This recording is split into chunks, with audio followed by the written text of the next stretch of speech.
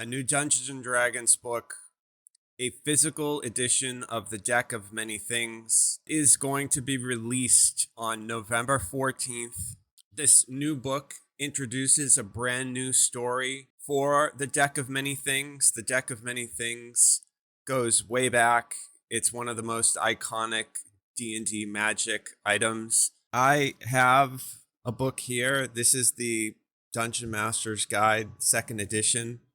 And we will actually read the deck and the effects and see what they changed and what stayed the same. One of the things that they changed is that they linked up the story of the book to one of the cards that had a name called Uriel. And Uriel has a picture of a Medusa on it. So if you pulled that card, it was cursed. That would give you a debuff anytime you had to make a saving throw versus petrification. But what the new book does is it establishes a new character called Asteria, who is a paladin, and she is the daughter of a king. We're going to take a look at the video. There has never been an official origin for the deck, but there have been suggested origins or rumors or stories that people tell about the deck in the various versions of our game. So this book here, it basically just says a deck of many things, some beneficial, some baneful. And I actually found a website that has a list of all those old cards. Homage all of those while also creating our new origin. And Mackenzie de Armas, one of the designers on this book, really took the lead on this and created the... And so doing a little bit of research, all this artwork is new. It was created by artists. Originally, they had used AI art, but the AI art was scrubbed. And so all this artwork is done by artists. Characters of Asteria and Uriel. This was something that our wonderful book lead, Jason Tondro, this imagery that he came up with when he was when we were starting out on the project. This imagery of a god of fate drawing down constellations to form these oracle cards to rewrite someone's fate. This deck, instead of being a magical artifact created by a wizard, this is created by the god of fate. And each of these constellations is turned into a card. Cards that, as they exist now, are somewhat different than the cards that originally existed. We went through the original, or the Deck of Many Things as it is in the Dungeon Master's Guide. And out of all the cards in there, there's only one that has a proper name, that being the Uriel card with its Medusa-like visage. We also knew that the Medusa symbol has been reclaimed. And that is from the original. There is a Uriel card with a Medusa on it. So we had this really evocative imagery of drawing down these cards and this guiding post of wanting to make sure that the story we told centered around Uriel, but also honored the reclaimed meaning of the Medusa symbol. Using those two things as... A Medusa as a druid is a really interesting concept. And then the fact that a paladin could defy fate. It's very interesting. As our guiding stars, that incredibly evocative imagery and the desire to make the story around the character of Uriel, as well as honor the reclaimed meaning of the Medusa symbol, we created two characters. The first being Uriel, this kind and reclusive Medusa druid, and her best friend and sister in all but blood, Asteria. And Asteria is a princess, former princess of a coastal kingdom. And in an accident, she got swept away by the waters and discovered Uriel's lair. That's a great image right there. Having this hero here as a paladin, befriending what would have been considered an evil monster, they become best friends. Going to be interesting to see what is in this new book. And again, the new book comes out November 14th. The deck was created because Uriel and Asteria get in trouble. Uriel's imprisoned. And Asteria tries to rescue her, but the odds are too great.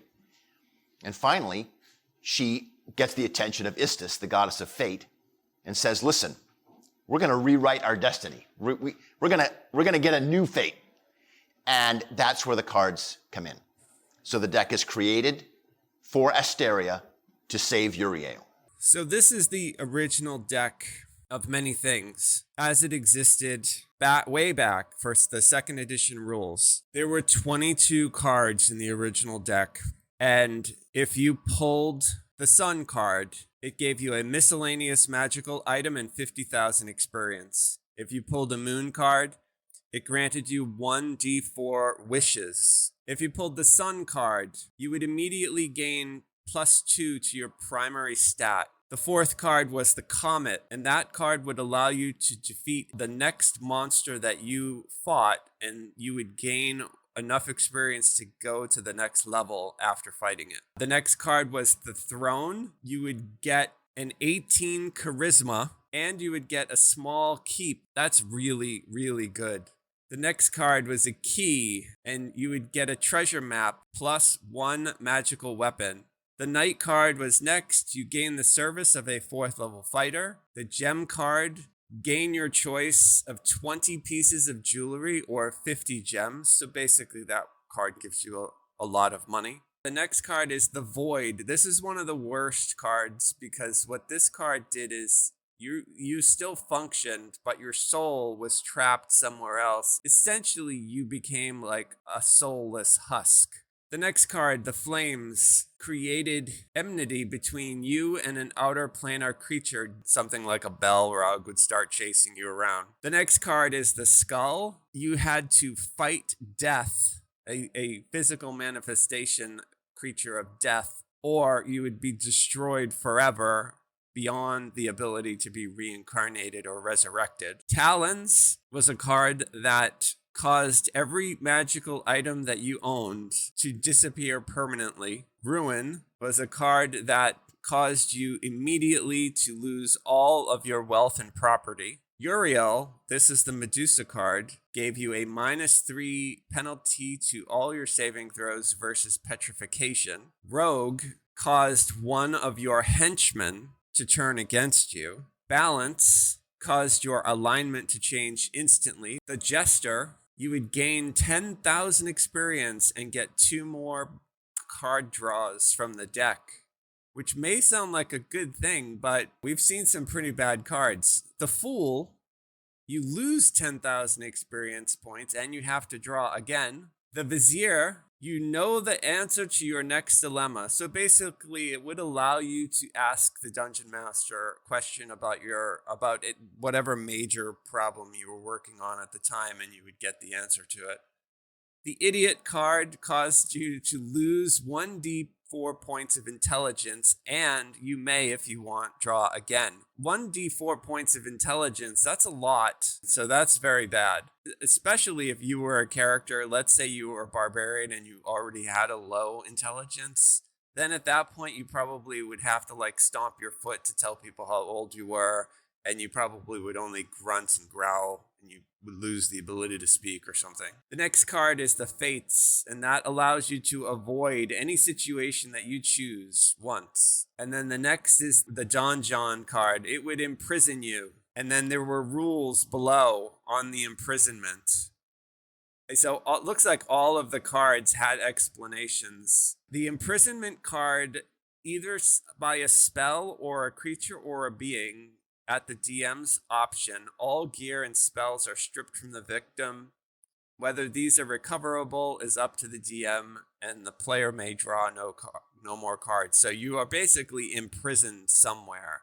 All of your stuff is taken away. Probably the Void is one of the worst cards. This black card spells instant disaster. The character's body continues to function. Though he or she speaks like an automation, their psyche is trapped in a prison somewhere, in an object on a far planet or a faraway plane, possibly in possession of an outer planar creature. Not even a wish will bring the character back.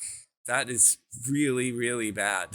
So, yeah, I remember when I was younger, when we played D&D, every once in a while we'd play around with the deck of many things, and it never turned out good. But Asteria has never aged since that moment. Her life seems somehow tied to the deck, that maybe as long as the deck exists, she can't die. So that's really interesting. The deck, that whole sort of fate, making their desire into cards, that they became immortal as a result of it. That's pretty cool. And so she's continued to have a long adventuring career. but they serve narratively as a source of truth about the deck, a source of information. So if the players want a copy of the deck, or they've got one and they don't know how to use it, they don't know what its dangers are, or maybe they've used it and they've gotten some bad cards.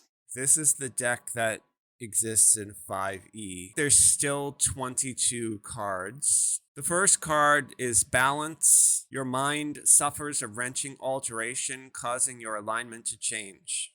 Okay, so that we've seen that.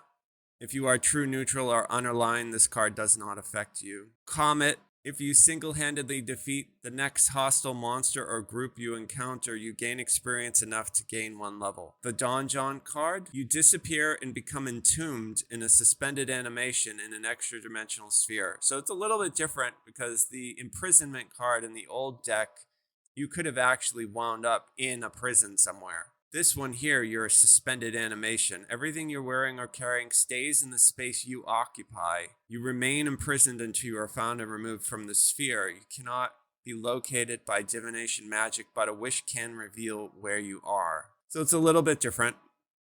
The Uriel card, the card's Medusa-like visage curses you. You take a -2 penalty on saving throws. So that's worse. -2 on saving throws while you are cursed.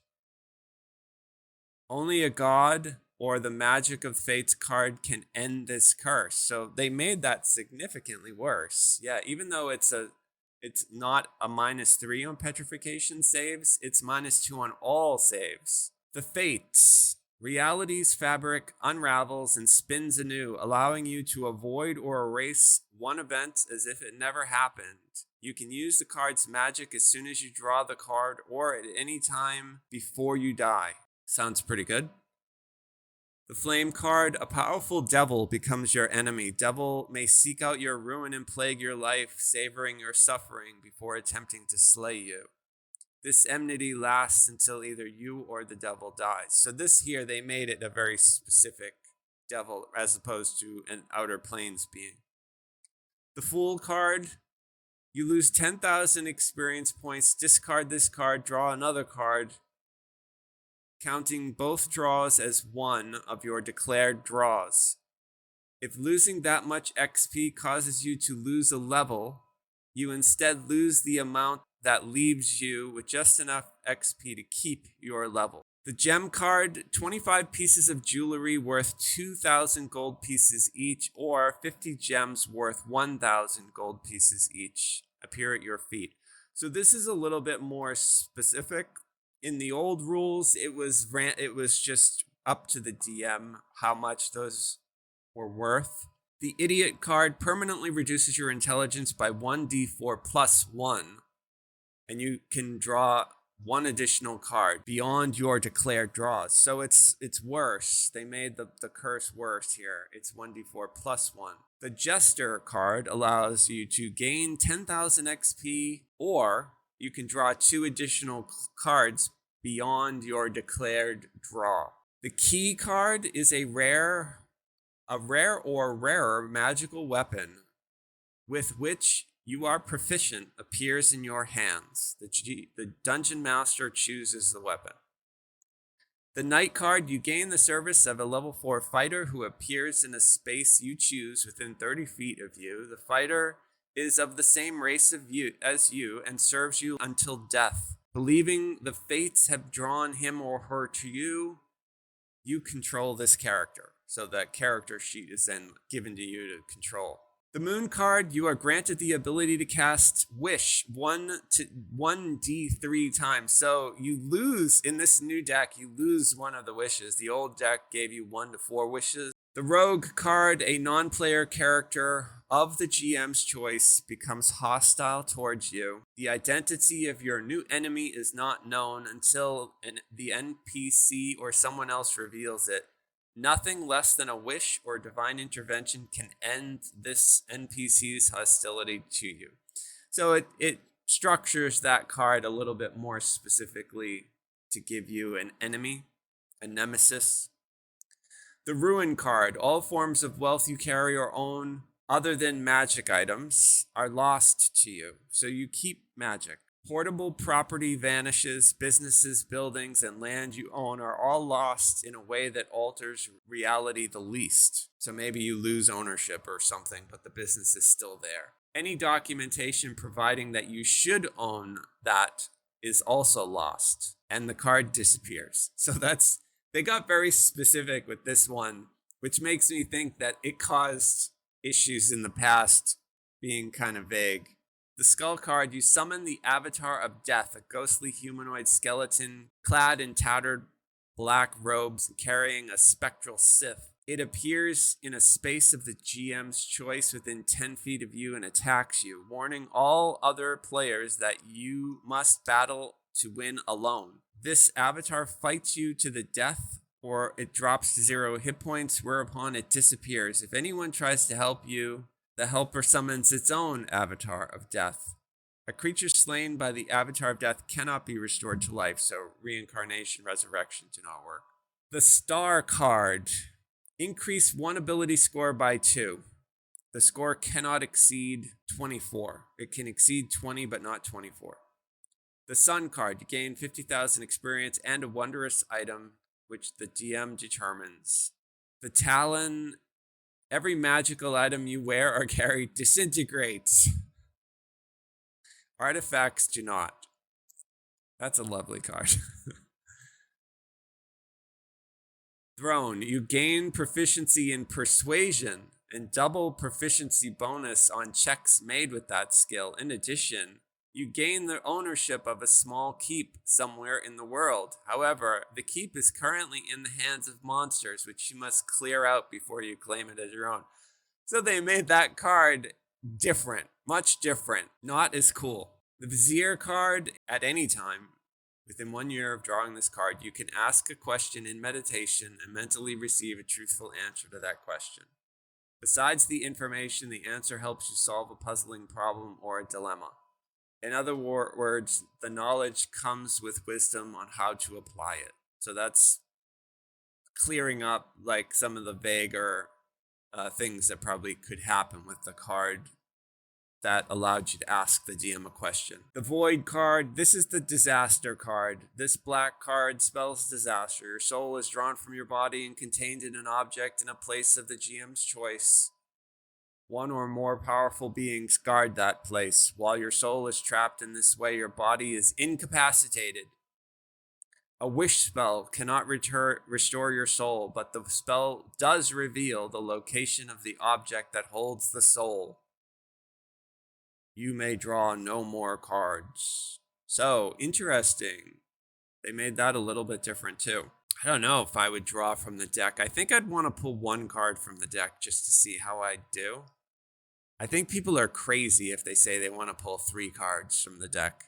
There's some really nasty things that can happen to you. Pretty bad problems. Maybe one of them has had their soul whisked off to the void, or they become trapped in the donjon. Asteria can help them fix those problems if they can earn her trust.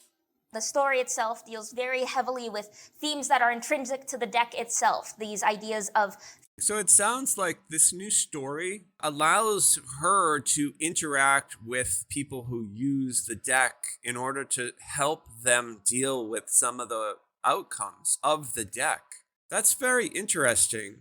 That is very interesting, because then that would allow a dungeon master to sort of make quests around Asteria and the deck if people in the party have used the deck and have suffered bad things because of it. Then Asteria would be able to help them. Fate and chaos, and the idea of looking at the rules and roles and story that the world has defined for you, and not only refusing it, but reclaiming it and taking it on and rewriting it on your own terms. It's a story that has resonated quite a bit with me when we were creating it as an autistic individual, which is why I'm super, super proud of the fact that Asteria is actually our first canonically and intentionally autistic D&D hero in the long-standing history of D&D's publication. Yeah, I think that's very cool. I think it's very cool that they are sort of making the heroes a little bit more human. I'm a huge fan of the Iliad, and one of the striking things when you read Homer is how, even though the gods are divine and they are supernatural, they behave in very human ways, and they have human faults and they have human weaknesses. So I think it's really cool for Dungeons and Dragons that tell mythic stories to sort of embrace this. I got to provide her voice as an autistic creator, writing all the notes that are scattered throughout the book. I got to help create her story in a way that lets her autism inform her lived experiences without defining her. I could go on and on about how excited I am to release her out into the world. She is my baby. These are characters that are statted out as well. Oh yes, in true D&D fashion, both Asteria and Uriel have actual stat blocks. They're both CR18 with legendary actions. They're very, very powerful and wonderful. Oh, that's nice. That means that you could add them to a campaign. That's really cool. It's a problem if you have a Medusa that could turn people to stone. So you'd have to, deal with that, if she's dealing with mortals who are susceptible. And if encountered in tandem are quite the terrifying encounter. We also include several adventure hooks in case you want to introduce either Asteria or Uriel into your campaigns as NPCs or patrons or even adversaries. Yeah. I think that's great. I think it's a great idea to have these characters that are around the deck. So not only is the deck an artifact that you pick up and can interact with and just pull a few cards and get a few laughs, or your character is destroyed, but that if something bad happens, that now there are narrative options for you to sort of deal with those by asking for help from Astaria and Uriel.